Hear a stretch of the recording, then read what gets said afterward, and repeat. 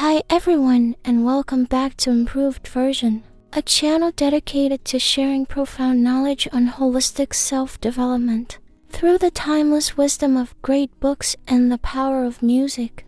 We are truly grateful to have you here as we embark on the second part of our journey into the depths of human potential. Have you ever stopped to wonder why, in the exact same set of circumstances, some people bravely overcome challenges with a smile while others succumb to despair? Why do some individuals seem to naturally attract good fortune, living a carefree and vibrant life, while others are constantly struggling under the weight of immense pressure and internal conflict? Most importantly, beyond the layers of social prejudice, labels, and fear that often obscure the brilliant light of your soul, who are you truly? How can you move beyond being a mere spectator in your own life to become the architect who creates a destiny of happiness and great joy, effortlessly and easily? Today, we will continue exploring the profound inner workings of the human system through the lens of the book Inner Engineering by the Master of Consciousness, Sadhguru. If the first part of our exploration in the previous video took you on a journey to discover the first bricks of your foundation, starting with self-reflection, understanding your hidden power, and learning to master the body through its connection with the sun and the balance of the 5 elements, then part 2 today is the staircase leading you to the very top of the tower. From this vantage point, you will see the whole picture of your life and finally feel empowered to take up the pen and redraw your destiny. In this episode, we will learn how to master the mind, allowing consciousness to illuminate even the most hidden corners of the subconscious. We will discover that much of what you thought were natural, spontaneous actions are actually decided by patterns in your mind.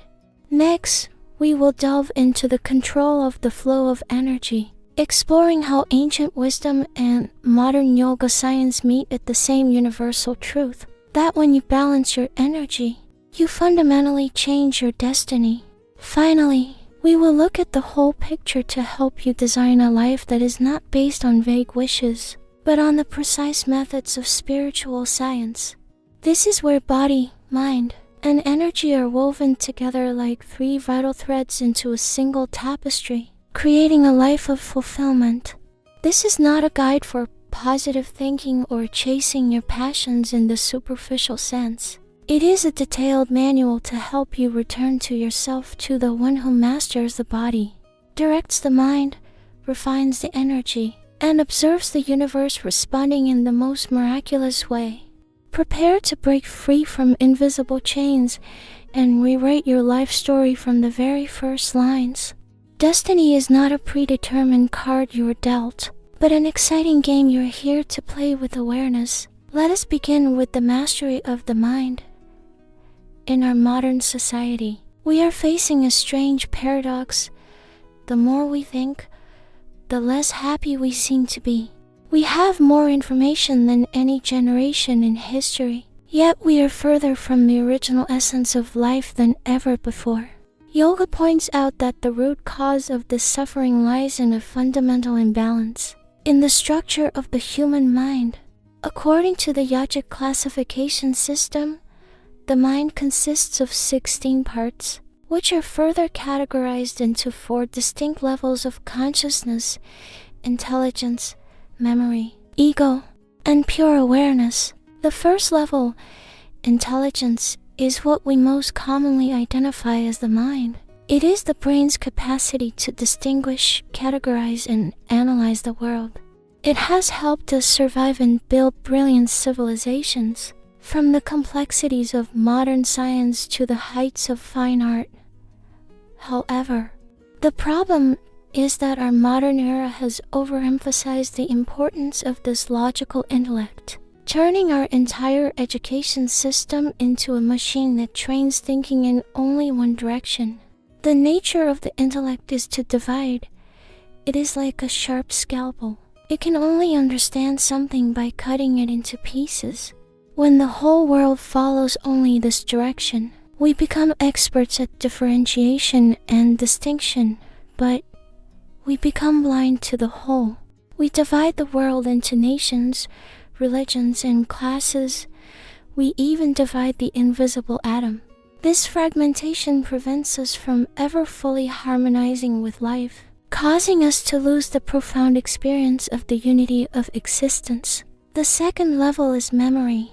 This is a vast, nearly infinite repository containing every scrap of information we have ever received, from the outside world, from our parents and teachers, to social traditions and genetic imprints. Every experience you have ever had throws its own impressions into your mind, whether you want them there or not. Sadhguru often refers to this as the social trash can, filled with chaotic and often conflicting data. Within this river of memory, there are moments of joy, but also toxic fragments of hatred, resentment, and bitterness. As the philosopher Jiddu Krishnamurti once said, "Where memory reigns, intellectual freedom suffocates."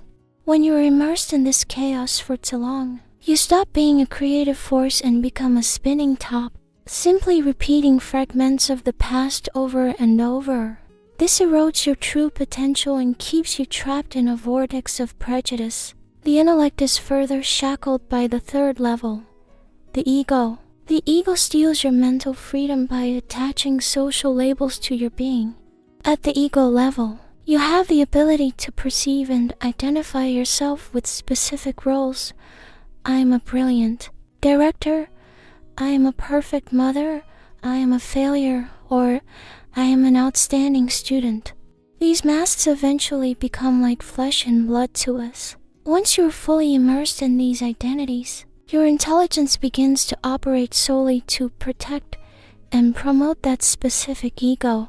All of your thoughts and emotions start to revolve around this narrow framework, making your perception of the world limited and biased. This inevitably leads to suffering because you're constantly defending a phantom. If your intellect is tied to your memory and your ego, it loses its freedom, and you will never be able to truly master yourself. Therefore, we must realize that while the intellect is a powerful tool, it must be liberated. The way to restore freedom to your mind is to immerse your intellect in the fourth level of consciousness, which in yoga is called Chitta pure awareness or enlightenment. Awareness is the deep understanding that connects humanity to the source of creation. It is not ordinary perception through the five senses, which are limited and designed only for survival. When you're immersed in this level of awareness, you experience a state of complete consciousness accompanied by a natural sense of bliss that does not require any external stimulation.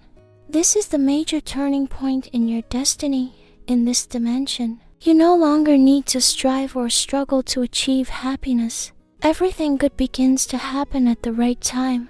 As Sadhguru says, in this state, life happens the way it should, with absolute ease and absolute freedom. So, how can you begin to connect with this dimension of pure awareness? One of the most effective ways is to adjust your level of consciousness starting with your sleep. Ancient wisdom tells us that the universe is made of 5 elements, the subtlest of which is space, or Akasha. Akasha is essentially the internet of the cosmos. It is a storage of all cosmic information, and it surrounds our physical bodies. Within a radius of about 18 inches, every important event in your life is recorded here. To connect with this, you need to understand the different states of the human system: sleep, wakefulness, consciousness, and death. If you're someone whose mind is currently unbalanced, leaning too heavily toward memory and ego, then when you sleep, the world simply disappears from your experience. You fall into a state of total unawareness. However, for a person who is spiritually awake, even during sleep, a part of their awareness is maintained. This allows the body to get the rest it needs without the person losing consciousness, even death, which many fear is seen in this philosophy as a moment of major transition. If you can maintain awareness until the very end of your life, you will be able to experience the process of death consciously. What we can change right now is how we approach sleep. Sleep is essentially a temporary death. Every night, you face a great possibility, becoming aware in a dimension beyond the physical. You can try a simple exercise tonight. As you lie in bed, focus on the moment of transition from wakefulness to sleep. Don't let your phone draw you into a whirlwind of information right before you drift off. Try to maintain a thread of awareness as you cross that threshold. A helpful trick is to use a mantra or a sacred sound as your alarm instead of a jarring, startling noise. When you wake up, instead of immediately reaching for your messages, spend the first few moments focusing on your breath or the sensations in your body. This activates your senses in a state of awareness rather than immediate reaction. Secondly, to connect with your higher nature, you must cultivate the ability to understand without thinking. To the modern mind, this might sound like an illogical or even impossible philosophy. We have been trained to believe that rational thinking is the only measure of wisdom. We tirelessly chase degrees and research books, believing that more information equals broader understanding. But as I have learned, true understanding is very different from knowledge. Knowledge is just information you have accumulated from the outside world. It is always limited and often dead. True understanding, however, is a stream of primordial wisdom inherent in life itself. Look at a beehive. It is a perfect hexagonal structure where every angle adheres to sophisticated mathematical rules. Did the bee go to university to learn these rules? No. The bee creates this miracle through an innate wisdom preloaded from the universe. As Leonardo da Vinci once noted, nature is the greatest source of inspiration for all human inventions. The entire universe operates through a complex dance, from the atoms to the stars. Much of it remains a mystery to our analytical minds. Why do hydrogen and oxygen combine to form water? Why do you have the specific personality you have today? These are questions about the nature of life that science and logic cannot yet fully answer. If we continue to focus only on developing the analytical brain, we will forget that every single cell in our body contains the wisdom of the entire cosmos. We have simply forgotten how to listen. The psychologist Carl Jung once suggested that intuition is a sacred form of intelligence that transcends ordinary intellect. To tap into this, you must learn to break free from the limitations of overthinking. This doesn't mean you should stop using your brain or stop learning, but it does mean you should change your perspective. See knowledge as a tool for material life, but see wisdom as the compass for your soul. Start by stopping the identification of yourself with your thoughts. Realize that neither you nor I are this mind, nor are we this body. Allow yourself time to immerse your being in nature. Listen to the whispers of the wind, the waves, and the earth. Live slowly and deeply enough to touch the roots of life. There's a saying that in every step you take in nature, you receive far more than you seek. When you dare to let go of the limitations of words and logic, that is the moment cosmic wisdom begins to flow through you. Try a simple experiment. Turn off your phone, set aside your worries for a moment, and sit silently under a tree. You will begin to see, as Zen Master Thich Nhat Hanh often said, that peace is not something you have to pursue. It is an awakening to realize that it already exists within you. When you think less and observe more, the distracting and deluded thoughts fade away, and true wisdom appears. This is the state of conscious awareness. The third way to connect with an awakened mind is to understand the power of your intentions. Most of us have dreams of a better life, but we struggle to achieve our goals. In the science of yoga, the ability to realize one's wishes is called samyama. When the mind reaches this state, you have the power to create the reality you want. However, for most people, the mind is too chaotic for this to happen. To understand why, you must recognize the 5 states of the human mind. The first state is a stagnant or dormant mind. In this state, the mind is not activated. It operates on basic animal instincts and doesn't create much chaos. But it also doesn't create much of anything else. The second state is a mind that is active but scattered. This is where most people live.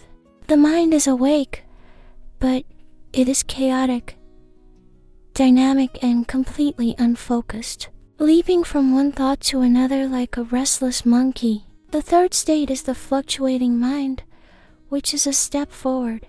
The mind begins to stabilize, but it still moves back and forth between different thoughts and distractions. With proper practice, you can reach the fourth state, the state of concentration. Here, the mind is able to focus on a single point, becoming much stronger and more effective. But concentration alone is not enough to manifest miracles.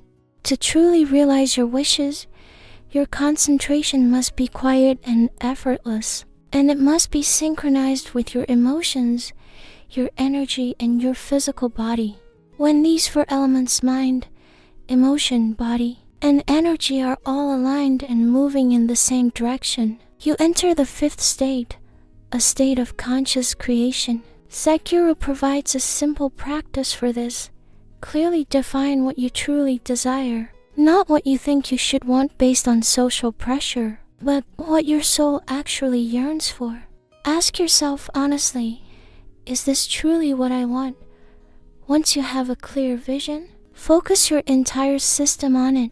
When your mind, heart, energy, and body are all pointing toward one goal, the universe begins to support you. As Lao Tzu said, the universe always supports those who dare to live fully with their true aspiration. Start today by discovering your deepest desire and feel the transformation that occurs. When your inner consciousness awakens, ancient yoga also points out that there are 2 primary paths to achieving this heightened state of consciousness. They are not separate roads, but 2 sides of the same coin that require balance. The first is Jnana Yoga, the path of wisdom and understanding, where you seek to become one with the all through clarity of mind. The second is Bhakti Yoga, the path of reverence and devotion. This path involves ceasing your identification with the ego and overcoming the binary distinctions between love and hate. In the state of Bhakti, there's no good or bad. Everything is met with unconditional love. Reverence is the yoga of compassion. It allows you to live fully, without the constant calculation of what's in it for me. When you embark on this path, you understand that true love is an inner quality, not a transaction. Many people today love only to satisfy a need, whether it is physical, emotional, or financial. But living with a respectful and reverent mind means you use your relationships to experience the lesson of letting go of the ego, your pride, and your foolishness. Respect is the fastest way to awaken the fire in your heart. However, it must be balanced. If you have reverence without wisdom, you fall into blind superstition. If you have wisdom without reverence, your life becomes dry, cold, and lifeless. To truly master the mind and design your destiny, you must balance both. Now we move on to the final and perhaps most challenging step, mastering your energy. This requires immense internal strength, but do not let the difficulty intimidate you. When you wholeheartedly commit to transforming yourself, this path miraculously becomes light and easy. All of your burdens can vanish like clouds when you align your consciousness with your actions. To truly master your energy, you must do 3 things. Turn inward to break the cycle of karma. Balance the energy in your chakras and purify the energy of the space you inhabit. Let's look at karma. Most people think of karma as a system of reward and punishment for past deeds, but its literal meaning is simply action. Karma refers to the programmed system of actions you have accumulated throughout your life, categorized into 3 types: bodily actions, mental actions, and energetic actions. Every single thing you do, think, or feel leaves an imprint on your system. When these imprints pile up, they form tendencies and habits that follow you everywhere. Karma is not inherently bad. It provides the structure and stability you need to function. Without the karma of learning to walk, you wouldn't be able to move. The problem arises when you allow these past patterns to dominate your present. True freedom is an illusion if you're just a puppet reacting to old memories. How you think, how you feel, and even the way you sit or stand is influenced by impressions from your parents, your education, and your environment. This software of the past programs every aspect of your life. It is stored in your mind, your muscles, and your very chemistry. Even if you lose your physical body, the energetic imprints of your karma remain. To master your destiny, you must learn to free yourself from this cycle. This doesn't mean trying to delete the past, but rather rewriting your software through conscious, inward actions called kriyas. In yoga, a kriya is the use of non-material energy to regenerate your life from within. It is a powerful path that requires high discipline. You must start by disciplining your body. If you act only to satisfy momentary desires and habits, you're still a slave to your karma. True freedom is not about doing whatever you like. It is about having the power to do what needs to be done with absolute joy. For example, if you feel you must eat a certain food or cannot stop a certain habit, you're being dominated by your gluttony or your cravings. This is a form of karmic slavery. Only when you can overcome these basic greeds can you begin to master your energy. Next comes psychological discipline. It has been said that most human suffering stems from our relationships with others. This is often because our psychological needs are based on comparison. We feel wealthy only because others are poor. We feel successful only because others have failed. This constant rivalry leads to jealousy, arrogance, and deep-seated insecurity. This is the very root of social karma. To break this cycle, you must let go of the habit of comparing yourself to anyone else. Try a small exercise. Meditate for 5 minutes every day and imagine a world where there is absolutely no one to compare yourself to.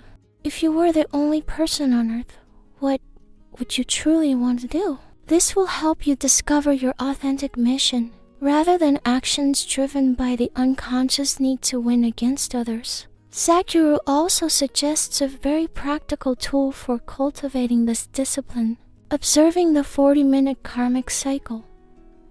Karma operates in rhythmic cycles within the body. Every 40 minutes, you go through a subtle psychological shift. Each of these cycles is an opportunity to wake up. Set a timer for 40 minutes, and when it goes off, take just 1 or 2 minutes to check in with yourself. Ask, what thoughts and emotions have I been entertaining? Was I focused or distracted? Is my posture healthy? Am I craving something unnecessarily? By pausing after each cycle, you gradually accumulate awareness, replacing old, unconscious karmic forces with deliberate, conscious actions. The second part of mastering energy is balancing your energy centers, known as chakras. We have a complex network of 114 chakras in our system. 2 are outside the physical body, and 112 are inside. These are distributed across 7 main centers, each representing a different level of life intensity. The root chakra is tied to survival, the sacral chakra to passion, the navel chakra to action, the heart chakra to love and creativity, the throat chakra to purification, the eyebrow chakra to wisdom, and the crown chakra to pure bliss. Liberation does not mean you must climb to the top chakra and stay there. A healthy life requires balance across all of them, just as a house needs both a solid foundation and a sturdy roof. If your energy is stuck only in the lower centers, you live an instinctive, survival-based life. If it is unbalanced in the middle, you may be consumed by emotions. However, you must be careful. Balancing chakras has become a popular but dangerous trend. Sadhguru warns that you should never attempt to forcefully manipulate your chakras without the guidance of an experienced master.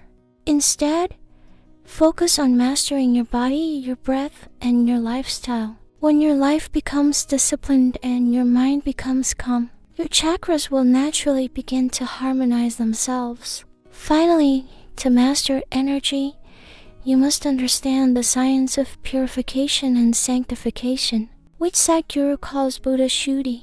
This is the process of transforming the energy of your body and the space around you into a higher, more sacred form. This is not superstition. It is the science of vibration. Think of it this way: if we turn soil into food, we call it agriculture. If we turn food into blood, we call it digestion. Why then should we find it strange to transform the energy of a room into a higher vibration? Living in a purified space is a massive blessing. It is like drinking from a pure mountain spring. Every cell in your body is nourished by high energy vibrations. You can actually perform a simple purification ritual in your own home every night. The author suggests creating a simple geometric shape on the floor using rice flour or grains. In the center, place a plate of water with a small lamplet with refined butter or oil. Place a fresh flower in the water. In this one small setup, you have used the 5 elements: earth, the flower, water, fire, the lamp, air, and space. Try this and you will notice subtle but powerful changes in the energy of your room. Many people wonder if all this self-discipline is really necessary. They just want to be happy and successful without all the inner work. But think of your life like a complex computer. The better you understand the operating system, the better you can use it. Understanding the mechanisms of your own body, mind, and energy doesn't make life harder. It makes life infinitely easier and more peaceful. Miracles are not something that happen to special people. They are simply the result of a deeper connection with the life force within you. Yoga also speaks of the Kundalini energy, often described as a coiled cobra hibernating at the base of your spine. We all have this potential energy waiting to be awakened. When this energy rises, you can enter states of samadhi, states of intense stillness and bliss, where the intellect is transcended. While samadhi is a significant milestone, Sadhguru reminds us that it is not the ultimate destination. It is a state of spiritual intoxication that offers incredible experiences, but eventually, you must return to the world. Even the Buddha, after his enlightenment, did not spend the rest of his life in a meditative trance. He abandoned the pursuit of the 8 types of samadhi because he realized they were not the end goal. The true goal of all this inner engineering is to reach a point where your suffering is no longer you. You become the observer of your body and mind, rather than a prisoner of them. You walk through life effortlessly, working and experiencing everything without getting bogged down by it. This is the stepping stone to absolute freedom. We don't need to find more light. We just need to clear away the mist of our own ignorance. Buddha nature and enlightenment are what happen when we dare to stop chasing fleeting desires, to stop reinforcing the ego, and to stop creating more negative karma. Be like the grass on the earth. Don't strive to be taller than the trees. Don't fear the wind or the storms. Simply be yourself in each moment, fully present and fully alive. This is the deepest meaning of being the master of your destiny. When a child realizes that the ghost in the dark room is just an old coat hanging on a hook, it's beginning. Thank you so much for joining us for this deep dive into inner engineering. If this sharing has touched a corner of your soul, I challenge you to spend the next 7 days practicing at least one of the methods we discussed today, whether it's the 40-minute check-in, the mindful eating, or the evening reflection. Only by embarking on the experience will you truly understand. If you found this video helpful and want to continue this journey of growth with us, please show your support. Give this video a like to help us reach more seekers like you. Please leave a comment below saying, "I choose to change," or share your own experiences with mindfulness. We love hearing from you. And most importantly, if you haven't already, please hit that subscribe button to join the Improved Version family.